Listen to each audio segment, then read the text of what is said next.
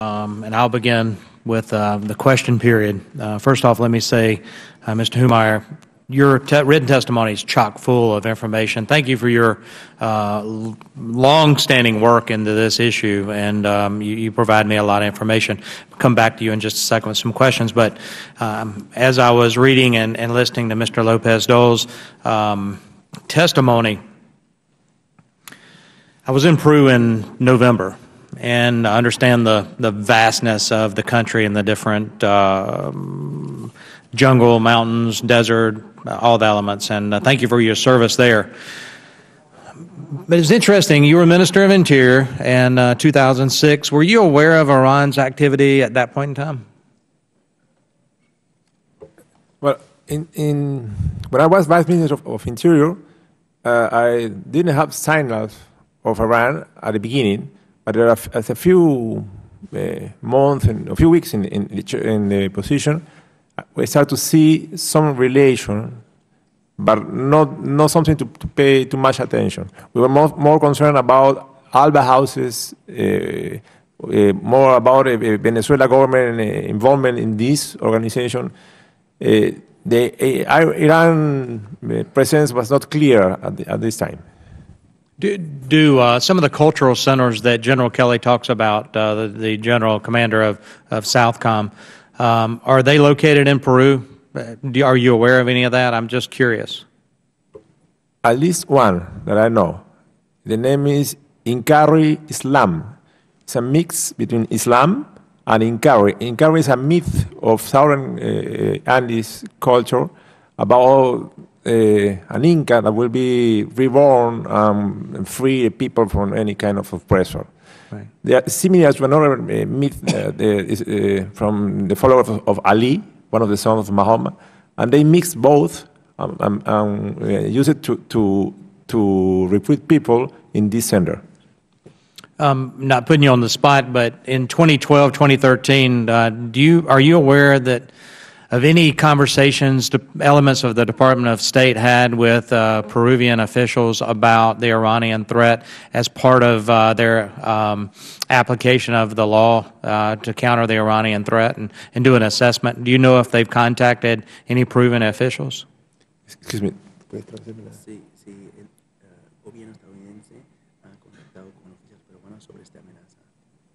I don't know if in 2012 or 2013, but right now there's a contact between the American Embassy and a small special task police force to Interpol, dedicated to international terrorism. Actually, currently they are in contact. Right. Okay. Thank you, Mr. Humeyer. Given the recent events with attempted attacks in Peru, but also Uruguay, the Iranian-Argentine scandal published last week, do you agree with the State Department's assessment that the Iranian influence is waning in the hemisphere? Thank you, Mr. Chairman. No, I don't agree. I think the State Department's assessment when it came out, at least the public portion that came out, the annex, lacked the depth and the seriousness to really examine this issue and offer some type of insight. The work I've done, there's plenty that you can get on the granular level to look at anecdotal evidence of this. But if you look at the strategic level, on pretty much every indicator, even if you look at the indicators of what's out there in the public, the agreements and the trade and everything, there's an increase. There's a marked increase. But those aren't the indicators that I think are particularly worrisome. The most worrisome indicators is what they're telling you, what they're not telling you that they're doing. So when they create a factory, say in Venezuela, or they create a cement plant in Bolivia, and those factories don't produce anything or don't create cement, what are they doing? Some wisdom, conventional wisdom, might say that, okay, they're just politically posturing. But in my evidence, it suggests that they serve a dual function, a dual purpose, and there's that other function that we need to examine. So I think that's been the focus of my research, and where you're seeing Iran's influence today, as it was yesterday when Ahmadinejad was in power, is that it's expanding beyond the Alba nations. The Alba bloc as a political power project is weakened, but the sentiments that brought the Alba to power in Latin America, the anti-U.S. sentiments, especially the anti-Israel sentiments, are stronger than ever throughout the region. And Cuba and Venezuela have a new political soapbox now to project this influence called the SALAC. And Iran, under Rouhani, has made a concerted effort to align himself closer to that kind of narrative, moving into countries like Peru, countries like Chile, and even countries like Mexico and El Salvador, which are not typically ALBA-associated nations. I mean, you can understand the sympathy with especially with Chavez in power with the ALBA countries and the ties there that possibly Chavez opened some doors in the ALBA countries for Iran as he furthered that relationship. But let me delve into the Veja report for just a minute, which I thought was fascinating. I don't know, I'm still reading it and chewing on whether, that's factual. I want to go a little bit further on that. But in the Veja report article, it talks about Iran trying to procure some nuclear capability, intelligence, research, components, whatever. I just find that hard to believe, and that Iran seems to me like they're further down the road than that. And why would they not go to Pakistan or somewhere like that to get that versus a relationship with Argentina? So is there anything else that Iran may have been interested in that Argentina could have provided? Well, there's two major strategic programs that you have to look at when you examine Iran. One is the one that's most paid attention to here in Washington, which is the nuclear program. The other is their ballistic missile program. These aren't mutually exclusive, of course. But raw materials that are perhaps needed for the ballistic missile program sometimes aren't always needed for their nuclear program. And Latin America has an abundance of these raw materials. Argentina, Bolivia, Brazil, all these countries have abundance of minerals that have dual-use functions. They have commercial applications, but would you say Argentina has long-range missile technology or expertise in any way for a payload delivery system? They have medium-range missile technology. From my understanding, they don't have an intercontinental ballistic missile or any of that kind of know-how. Right. Okay.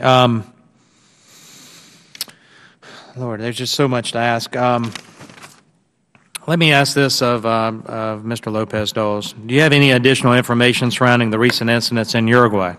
And what does this event show about Iran's activities? Because that's probably the most recent, assuming that Iran wasn't involved in Alberto Nisman's demise. Uruguay was one of the most recent incidents. Do you have anything to point to Iranian activity, Hezbollah's activity with relation to that? Algo más sobre el caso de Amador. Algo más. Well, we don't have still information about.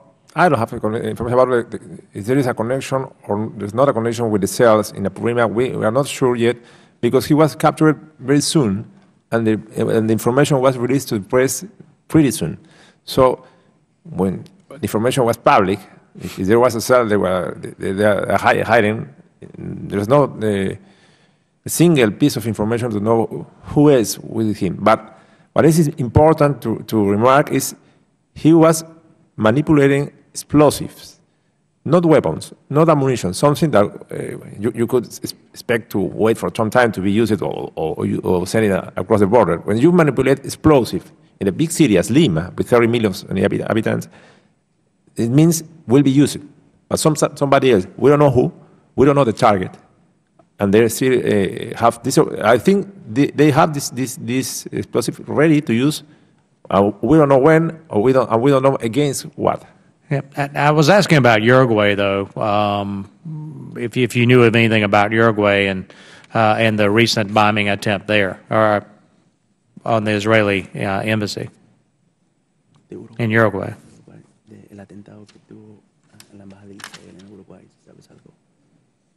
No, I don't have more information about it than I read in the press. Okay, thank you. So I'll just stop, and hopefully we'll have a second round of questioning, and I'll recognize the ranking member, Mr. Sears.